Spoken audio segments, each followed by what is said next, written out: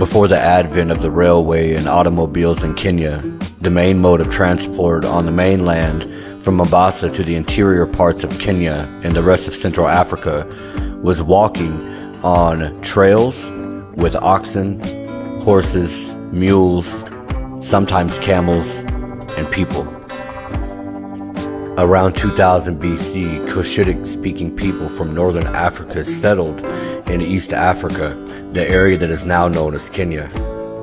By the 1st century AD, the Kenyan coast was frequented by Arab traders who, due to Kenya's proximity to the Arabian Peninsula, established Arab and Persian colonies there.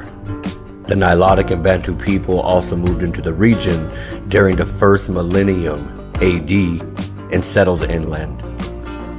Evolving from a mixture of Bantu and Arabic, the Swahili language developed as a common language for trade between the different peoples. It remains the same common language in this region today. When the Portuguese arrived in 1498, the Arab dominance on the coast was clipped after over 1,000 years, as the port of Mombasa became an important resupply stop for ships bound for the Far East. The Portuguese gave way in turn to Islamic control under Oman in the 1600s, until another European influence came along, this time from the United Kingdom during the 19th century.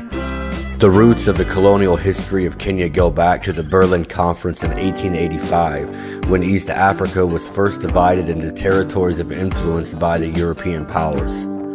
The British government founded the East African Protectorate in 1895, and soon after opened the fertile highlands to European settlers. Even before it was officially declared a British colony in 1920, these settlers were allowed a voice in government, while the Africans and the Asians were banned from direct political participation until 1944. During this period, thousands of Indians were brought into Kenya to work on building the Kenya-Uganda railway line and subsequently settled there. In 1942, members of the Kikuyu, Embu, Meru, and Kamba tribes took an oath of unity and secrecy to fight for freedom from British rule. The Mau Mau movement began with that oath, and Kenya embarked on its long, hard road to national sovereignty. In 1953, Jomo Kenyatta was charged with directing the Mau Mau and sentenced to 7 years imprisonment.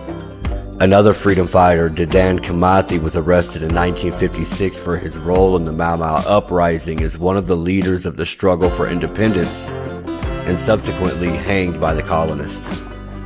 Kenya was put under a state of emergency from October 1952 to December 19